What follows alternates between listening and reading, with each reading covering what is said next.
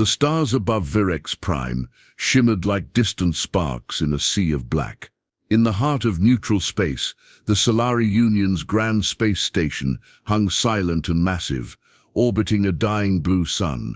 Thousands of alien ships floated nearby, each bearing the flags and symbols of their worlds. They had come for peace talks, delicate negotiations between ancient empires and young civilizations. And then Earth arrived. The warship cut through space like a blade. It was dark, sleek and massive, twice the size of any ship humans had ever built. Its name was stamped in bold white letters across its hull, ESS Judgment. Inside the station, alarm signals blinked. Delegates looked up from their screens and whispered in different languages. The council chamber, once calm, buzzed with tension. No one expected Earth to send that. Ships from new member worlds usually came unarmed, humble in design, carrying diplomats in clean white robes. Earth's warship came armed to the teeth. Missile pods lined its flanks. Plasma turrets followed any movement from the station. It made no threats, but its silence was loud. On the bridge of the Judgment, Captain Jackson Morrow stood tall, staring out the view screen. He was calm, hands behind his back, dressed in a sharp black uniform with a silver Earth emblem on his chest. His dark eyes scanned the station, unreadable. "Station hailing us, Captain," said Lieutenant Naya Patel.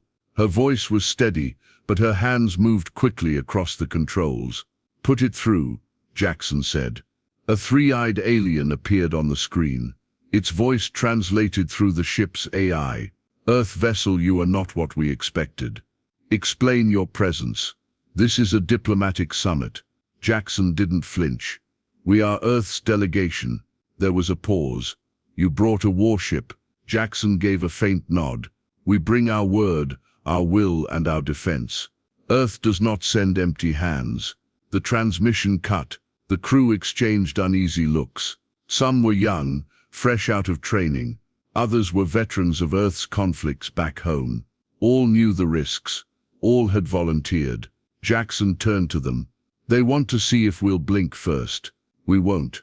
He walked toward the lift. "I'll address the council myself." "Sir," said Naya, standing, "shouldn't we send the envoys?" He shook his head. "We are the envoy." As the shuttle descended toward the surface of Virex Prime, Jackson watched the station grow larger beneath him. Its towers rose like black stone pillars, lined with glowing alien text. Around it, small ships moved like insects, always watching. Inside the council hall, delegates from over 50 worlds had gathered. They wore armor, robes, feathers, cloaks or strange living garments that moved on their own. Their skin was green, silver, red, scaled, smooth or glowing. Only one human stood among them. Jackson entered the room. The guards at the door hesitated, but let him through. His boots echoed on the polished floor. He carried no weapon, only a small Earth seal on his jacket, and the calm of a man who had walked through worse. All eyes turned to him. Conversation stopped. At the center of the room sat the High Chancellor of the Draxan Empire, Vornax, tall, with gray skin and deep scars across his face. Vornax watched Jackson with cold amusement. So Vornax said in a deep, rumbling voice, "This is what Earth sends to speak peace. A war captain." "I'm here to speak clearly," Jackson replied. "We brought strength so our words won't be ignored." Vornax chuckled. "Your presence is already an insult." Another alien delegate stood. "You threaten the balance of peace, human. This is not how things are done." "I'm not here to threaten," Jackson said. "But I won't pretend Earth is weak. We've come a long way. We've lost much. We will not bow to fear." A quiet settled over the chamber. Some looked impressed, others alarmed, but Jackson didn't care about their stares. He had one job: make Earth impossible to ignore. Back on the Judgment, the ship remained in orbit, silent but watching. Every turret was powered down, but every crew member was at their post, waiting. And far above, in the cold space beyond the station, several Draxan ships shifted slowly into position. Something was coming, but Captain Jackson Morrow had arrived. and Earth would not blink. The council chamber on Virex Prime was a circular arena of glass, steel, and silence. Every seat was filled. Delegates from powerful empires and ancient species sat behind curved stone desks, high above the floor where Captain Jackson Morrow stood alone. Floating drones recorded every word, broadcasting them across the galaxy. Jackson remained calm. He had faced enemy fire before. Now he faced something colder, polite rejection. "Earth is not ready for this council," said a thin, blue-skinned creature with silver robes. Her voice was soft but sharp, like a blade wrapped in silk. "They arrive in a warship. They bring no diplomats. This is not the act of a peaceful world." Jackson looked up at her. "Earth has diplomats, but we also have memory. Our history taught us that diplomacy without strength is begging. We didn't come to beg." Murmurs filled the chamber. Some delegates nodded, others frowned. One delegate, a tall being with skin like glass, tapped his fingers loudly against the table. Vornax, the High Chancellor of the Draxan Empire, leaned forward in his seat. His scarred face looked amused. "You speak of strength, human, but your world is young. You've only just left your solar system. What makes you believe you deserve to sit among us?" Jackson met his gaze. "Because we survived. We climbed out of the dirt. We built our future with blood and will. We didn't conquer. We endured. That's strength." Vornax smiled slowly, showing sharp gray teeth. "So you say," another delegate, one with glowing veins under her translucent skin, raised a hand. "Earth has not contributed to peacekeeping. They have not signed the core harmony accords. They have no history of alliance. Why should they be trusted?" Jackson took a slow breath. "You're right. We haven't been part of your politics. Not until now. But we've defended ourselves against invasion, against extinction, and against each other. And we're still here. We bring something new. Not just weapons, but the will to never be ruled again." His words echoed off the high walls, but the silence that followed was heavier. A silver disk in the center of the floor lit up. The chamber AI spoke. "Proposal initiated. Vote pending. Recommendation review Earth status as a provisional member." Jackson understood what that meant. They were planning to vote Earth out. One by one, lights blinked on each delegate's desk. Green for support, red for rejection. The vote was not final yet, but the mood was clear. The warship above them had frightened them. Or worse, it had made them feel challenged. Power was a fragile thing, and Earth had entered the room like a storm. Vornax rose from his seat. He moved slowly down the stairs into the center of the room, until he stood only a few feet from Jackson. "You have courage, Captain," he said. "But you are alone here. Earth stands without allies, without understanding. You've brought a blade into a circle of peace." "I brought it sheathed," Jackson said. "But I brought it." Vornax's smile faded. "Then understand this. Next time, others may bring their blades too." He turned and walked away. Jackson stood there a moment longer. Then he left the chamber without a word. Behind him, voices rose again. Debates, accusations, whispers. He had made them listen, but not for the right reasons. Back aboard the ESS Judgment, the mood was tight. The crew had been monitoring the council broadcast. Eyes turned to Jackson as he stepped back onto the bridge. "Did it work, sir?" asked Lieutenant Mia Patel. "They're voting," he said. "Most of them want us gone." She frowned. "Do they think we're the enemy?"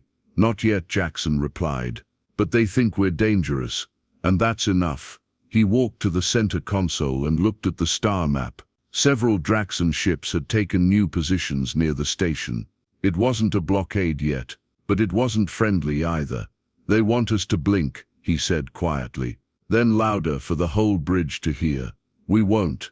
Outside, the stars watched in silence. Inside, the countdown to Earth's rejection had begun. Captain Jackson Morrow stood on the observation deck of ESS Judgment, hands clasped behind his back. The stars stretched endlessly beyond the glass.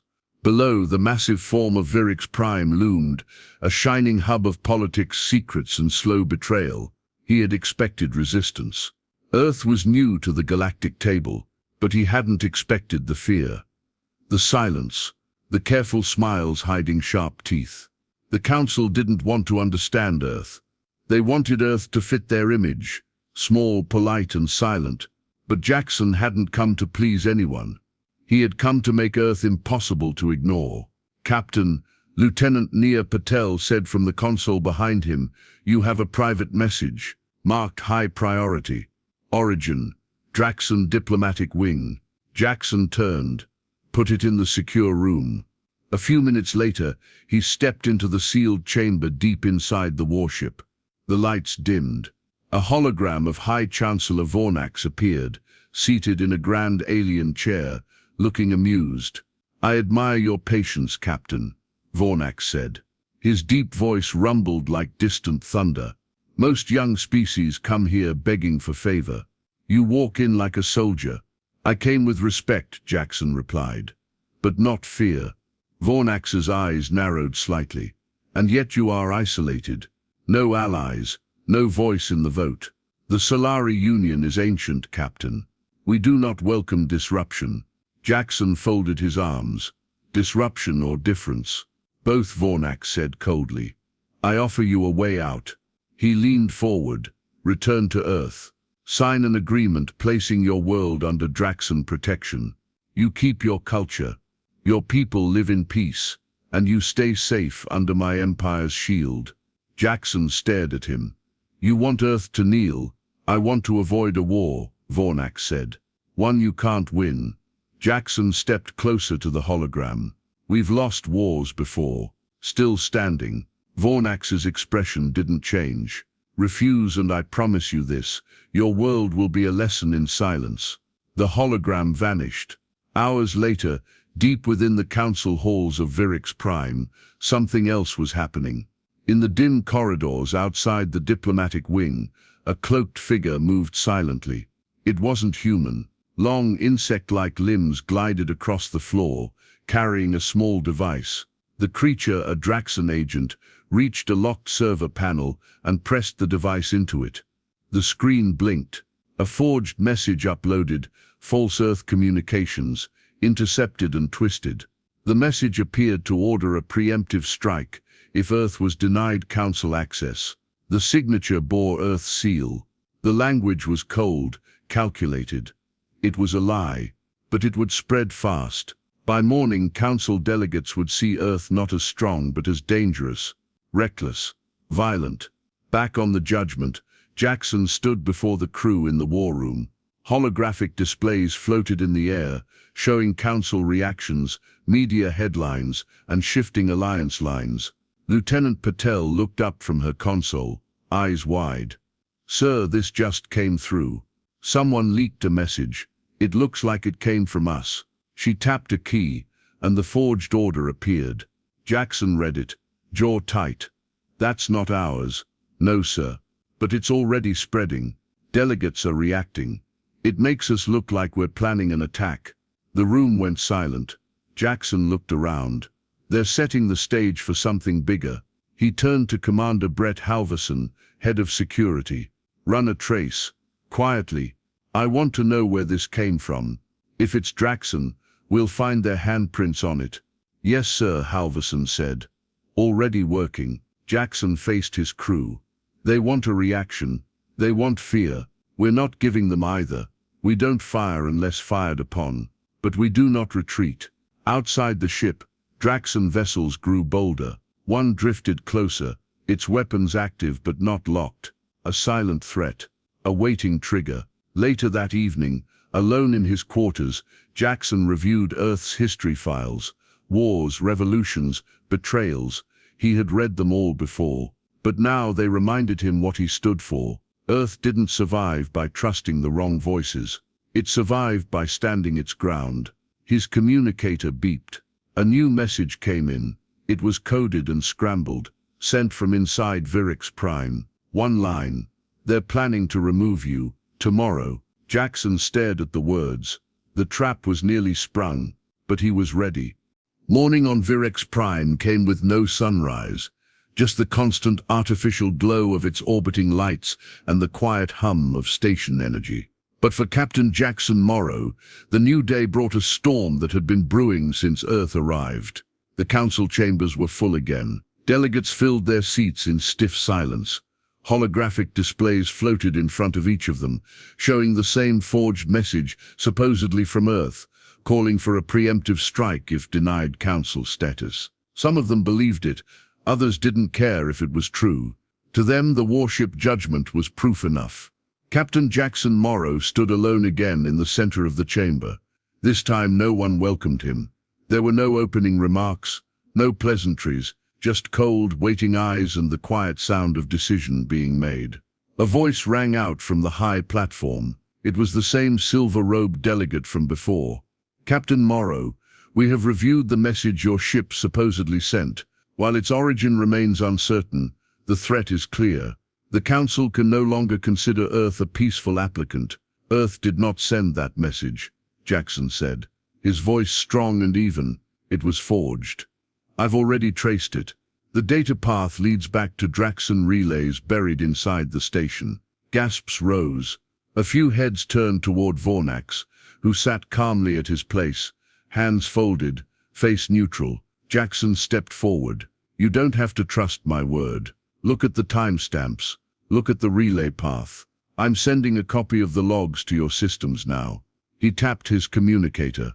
At once encrypted files streamed to each delegate's console, clean, clear, and undeniable. "This wasn't an accident," Jackson continued.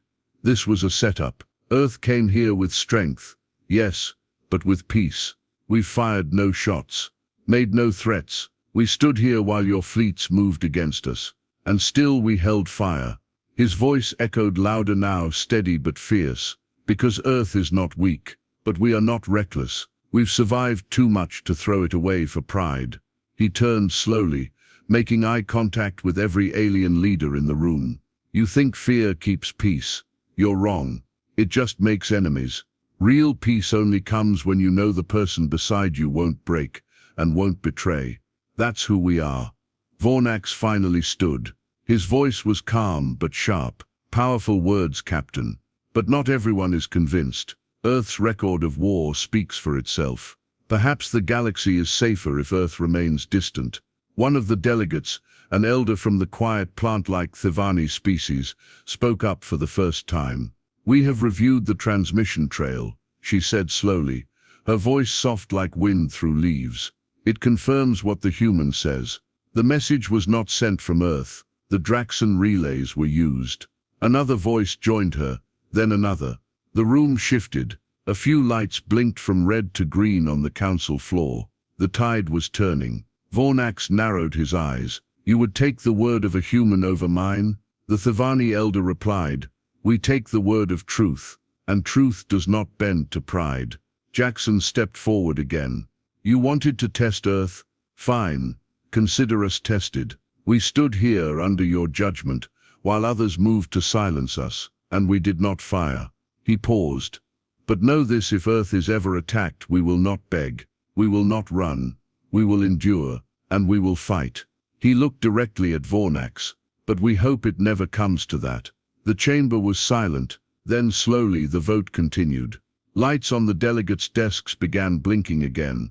Green, green, red, green. Not all believed Earth belonged, but enough believed they didn't deserve exile. The final tally came in. Earth would remain. No full membership yet, but no expulsion either.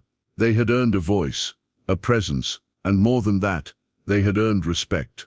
Vornax said nothing as he stood and left the chamber, but his glare said enough. This wasn't over. Back aboard the ESS Judgment, the crew erupted in quiet applause as the news came in. Captain Morrow stood on the bridge, watching the screen flash green. Lieutenant Patel smiled. "We're still in." Jackson nodded. "Barely." Commander Halverson stepped forward. "Sir, the Draxon ships outside are shifting formation. Defensive posture." Jackson looked at the screen. Draxon warships had moved closer to Judgment. Not firing but not leaving either. "They're waiting to see if we make the next move," Halverson added. "We won't," Jackson said, "but we'll be ready if they do." He looked out at the stars again. The danger hadn't passed, But Earth had held the line, and they would keep holding it. The stars outside ESS Judgment felt closer now, sharper, more focused. Tension gripped every corner of the ship. Crew members moved with purpose, but avoided unnecessary words. Even the hum of the ship felt quieter. Captain Jackson Morrow stood on the command deck, eyes locked on the tactical display hovering in front of him. Red dots, Draxon warships were closing in. 5 ships, fully armed, shields raised, weapons powered. They were not attacking. Not yet. But they had taken positions around Judgment like hunters circling prey. Jackson remained still. "They're boxing us in," said Commander Halverson, his voice low. "If they move 10 more clicks, we'll be pinned." "Are they broadcasting anything?" Jackson asked without looking away from the display. Lieutenant Patel shook her head. "No messages, just movement." Jackson nodded. "Then they want us to make the first move." This was the trap, not the forged message, not the council vote. This moment, this silent challenge. If Earth fired first, it would confirm every fear the galaxy held. If they didn't, they might not get another chance to defend themselves. "Power up shields," Jackson said. "Arm all weapons, but do not lock targets. Hold fire." "Yes, sir," Patel replied. Across the ship, light shifted. Yellow strips glowed along the floors. The vibration of charging weapons buzzed faintly underfoot. Judgment was now fully armed, fully aware, and fully under control. Jackson turned to face his crew. "They want fear," he said. "They want us to panic. We don't. We hold." No one spoke, but every head nodded.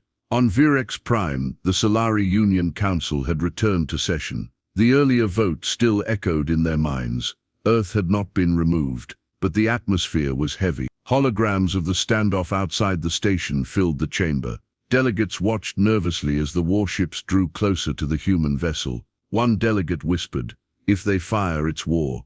Another replied, "If they don't, maybe they belong here after all." Vornax sat quietly. His hands were still, but his mind was racing. The trap had not sprung. Judgment had not reacted. He had expected aggression. Instead, he saw control, patience. The humans were not behaving like prey. Back aboard the Judgment, proximity alerts pulsed. "Closest Draxon ship now 3,000 meters, and closing," said Patel. "Weapons still hot." Jackson watched. "Keep us steady, don't blink." Suddenly the main screen lit up. An incoming transmission, not from the Draxon, but from the Solari Union itself. A firm, clear voice filled the bridge. "ESS Judgment. This is Council Command. Stand by for directive." Jackson nodded. "Patch it through." The image of the Thivani elder, soft-faced, calm, appeared. "Captain Morrow, the Draxon are violating the Treaty of Neutral Presence. Warships cannot engage within one planetary unit of a neutral council station. We are sending a formal warning to High Chancellor Vornax now." Jackson didn't move. "Will they listen?" "They will," the elder said.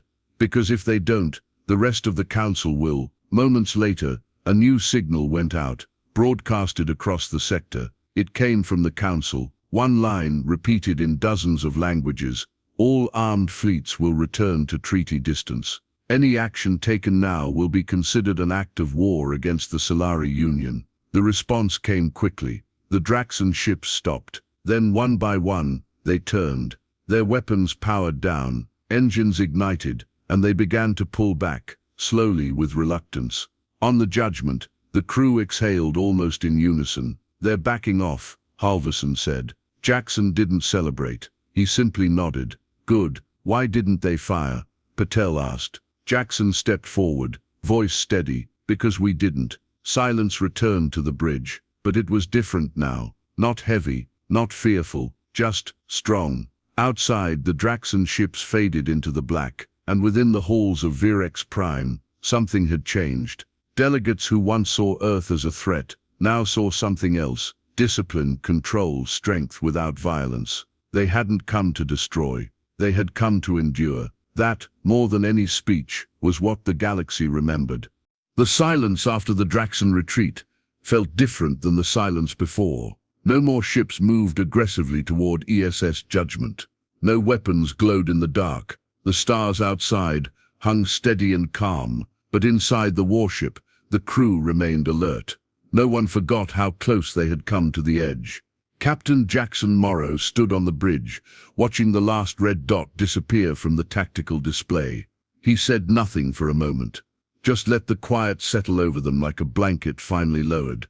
Then, softly, he said, "Stand down from alert status." "Yes, sir," Lieutenant Patel answered.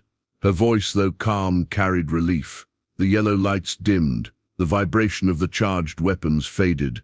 The hum of the ship returned to its usual rhythm. Commander Halverson stepped beside Jackson. "We held the line, Captain." Jackson nodded. "And we didn't have to fire a shot." Halverson folded his arms. "They expected a show of force. Instead, we showed control. That was always the mission," Jackson replied. "Not to scare them, just to make sure they knew Earth can stand." On Virix Prime, the Solari Union Council held one final session before Earth's departure. This time, when Jackson entered the chamber, no one looked away.